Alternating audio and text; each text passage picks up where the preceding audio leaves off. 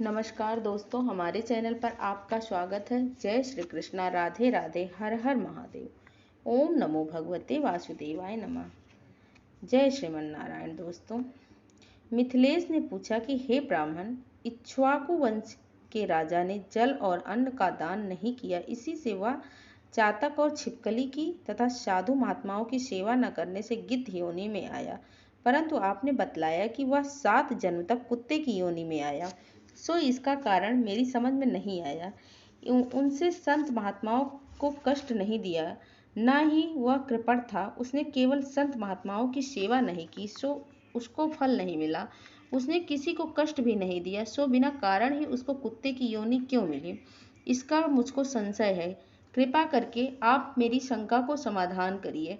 राजा के ऐसे प्रश्न को सुनकर महायशस्वी श्रुतदेव ने कहा, तुमको धन्य है जो तुमने ऐसे धार्मिक प्रश्न किया। सो मैं अब इसका समाधान करता हूँ। यही वार्ता शिव जी ने कैलाश पर्वत पर श्री पार्वती जी से कही थी। सब लोकों की रचना कर उनकी परलोक और लोक 2 प्रकार की स्थिति बनाई और उनकी स्थिति के निमित्त 3-3 बार भेद बनाए। जल सेवा, अन्न सेवा और औषधि सेवा, यह तीनों इस लोक की स्थिति के हेतु है, तथा साधु सेवा, विष्णु पूजा और धर्म, यह तीनों पारलौकिक स्थिति के हेतु है। जैसे यही कर्म के धन संपत्ति आदि प्राप्त हो सकते हैं, वैसे ही पारलौकिक क्रियाएं कभी कभी दुख का कारण भी हो सकती हैं। जैसे यहाँ पर एक पुराना इतिहास कहते हैं, एक समय दक्ष प्रजापति महादेव जी को यज्ञ में बुलाने के लिए कैलाश में गए। तब उनको आए देखकर श्री महादेव जी खड़े नहीं हुए, क्योंकि शिव जी ने सोचा कि मैं सनातन हूँ और यह सब देवता यज्ञ में भाग लेने वाले हैं, सेवक के समान हैं। इसीलिए स्वामी का सेवक के आने पर, पति का पत्नी के आने पर, गुरु का शिष्य के आने पर उठना आवश्यक नहीं है। यही सब शास्त्रों का मत है। जिसमें बल, दान, तप और शांति अधिक रहती है, वही गुरु है। जो स्वामी और स्वयं अपने सेवक के लिए उठते हैं, उनकी आयु, धन और यश तत्काल नष्ट हो जाती है। इसीलिए यह मेरा प्रिय ससुर है, ऐसा विचार कर दक्ष प्रजापति की भलाई के लिए ही उठे नहीं। यह देखकर दक्ष प्रजापति को अत्यंत क्रोध आ गया और उनके सामने ही उनकी निंदा करने लगे। देखो, इस दरिद्री को बड़ा अहंकार हो गया है। इसका धन केवल एक बूढ़ा बैल, जिस पर केवल चर्म ही रह गया है, कपाल की हड्डी धारण करता है। पाखंडी, अहंकारी, महा अपवित्र, किसी का शुभ कार्य न करने वाला, दरिद्रता के मारे शीत में दुखित हाथी, चर्म को ओढ़ने वाला, शमशान जिसका घर है, सर्पों का आभूषण है, न इसमें धीरज न ज्ञान, भस्मासुर से डर के मारे दूर भाग गया। भूत प्रेतादि का संग, इसके कुल का कुछ पता नहीं। दुरात्मा नारद ने वृथा ही इसकी बड़ाई की थी, जिससे मैंने अपनी कन्या सती का विवाह इसके साथ कर दिया। इसको अपने घर में सुख से निवास करावे, ऐसा भी नहीं हो सकता। जैसे कुम्हार का घड़ा चंडाल के घर में पहुँचने से किसी काम का नहीं रहता, वैसे ही मेरी कन्या मुझसे कोई प्रयोजन नहीं है। इस प्रकार दक्ष प्रजापति शंकर सती को यज्ञ में निमंत्रण न देकर और कुआक कहकर चले गए और यज्ञ स्थान में ऋषि और मुनियों के साथ लेकर विधि पूर्वक यज्ञ करने लगा। इस यज्ञ में ब्रह्मा और विष्णु नहीं आए, परंतु सिद्धचारण, गंधर्व, यक्ष, राक्षस, किन्नर, सब देवता यज्ञ में आए। सती को यह लालसा उत्पन्न हुई कि किसी प्रकार यज्ञ का उत्सव देखूं, अपने संबंधियों से मिलूं।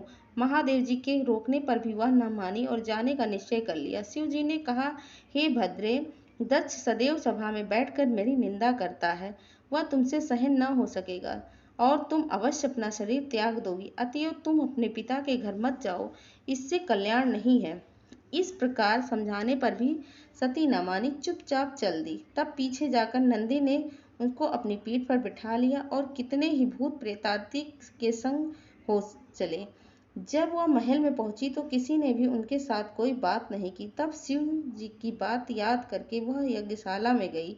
वहां पर सभा के लोग सती से कुछ भी न बोले। सती चुपचाप वहीं खड़ी रही और रुद्र ही आहुति तक पिता की चेष्ट देखती रही। जब दक्ष ने रुद्र की आहुति नहीं दी तो सती ने क्रोध युक्त होकर कहा कि जो बड़ों का अपमान करते हैं उनका कल्याण नहीं होता। तुमने सारे जगत के रचयिता अविनाशी रुद्र को आहुति नहीं दी। यहाँ जितने ऋषि मुनि महात्मा एकत्रित हुए हैं, इन्होंने भी तुमको सद्बुद्धि नहीं दी। ऐसा प्रतीत होता है कि विधाता तुम्हारे साथ इनके भी प्रतिकूल हैं। जब सती यह वचन कह रही थी तो पूषा देवता मुंह फाड़कर हंसने लगे और कर्महीन शुक्राचार्य दाढ़ी और मूंछ फड़फड़ाने लगे। दक्ष निंदा करने लगा। यह सब बातें देखकर सती को अत्यंत क्रोध आ गया। वह पति की निंदा सुनकर प्रायश्चित के रूप में सबके देखते ही देखते हवन कुंड में कूद पड़ी। सती के गिरते ही हाहाकार मच गया। शिव के गढ़ भागकर शिव जी के पास आए और सारी कथा सुनाई। महादेव ने कालांतक रूप को क्रोध से अपनी जटा उखाड़कर पृथ्वी में दे मारी, जिससे बड़ा बलवान महाकाय वीरभद्र उत्पन्न हुआ और हाथ जोड़कर कहने लगा कि जिस काम के लिए आपने मुझको उत्पन्न किया है सो बतलाइए। तब शिव जी ने उसको आज्ञा दी कि मेरे निंदक दक्ष का नाश कर दो, जिसके कारण सती को शरीर त्यागना पड़ा। महादेव जी की आज्ञा पाकर सहस्त्र भुजाओं वाला और यमराज के सदृश वह वीरभद्र यज्ञशाला में पहुंचा और देवता, असुर, मनुष्य और जो भी यज्ञ में उपस्थित थे सबको मारने लगा। पूषा दांत निकालकर हंसा था, इसीलिए उसके दांत उखाड़ दिए। भृगु की दाढ़ी मूछ उखाड़ ली। जिसने जो अंग फड़काया था वीरभद्र ने उसका वही अंग उखाड़ कर फेंक दिया। दक्ष को सिर काटने लगा, किंतु शुक्राचार्य मंत्र बल से उसकी रक्षा कर रहे थे, इसीलिए नहीं काट सका। तब रुद्र ने स्वयं उसका सिर काट दिया। इस प्रकार यज्ञ में आए हुए सबका संहार कर वे कैलाश को लौटे। जो मरने से बचे थे वे सब भागकर ब्रह्मा जी की शरण में गए। ब्रह्मा जी उनको साथ लेकर कैलाश में गए और वहां जाकर अनेक प्रकार के समझा बुझाकर श्री शिव जी को शांत कराया। फिर महादेव जी को साथ लेकर यज्ञशाला में पहुंचे। यज्ञ में जो मारे गए थे उनके जीवन दान दिया और महादेव जी ने दक्ष के धड़ पर बकरे का सिर रख दिया, जिससे आज तक उनके उपासक उनकी प्रसन्नता के लिए बा बा बा करते हैं। भृगु जी के मुख पर बकरे की दाढ़ी लगा दी। पूषा के दांत नहीं लगाए, उनसे कह दिया कि वह पीस कर खा लिया करेगी। इस प्रकार सबको अंग सहित किया गया और दक्ष पूर्ववत यज्ञ करने लगा। यज्ञ संपूर्ण होने पर सब देवता अपने अपने स्थान को चले गए। हर हर महादेव। वैशाख मास का 10वां अध्याय महात्म्य कथा सुनने के लिए हमारे चैनल को लाइक करें, सब्सक्राइब करें, कमेंट करना ना भूलें। धन्यवाद।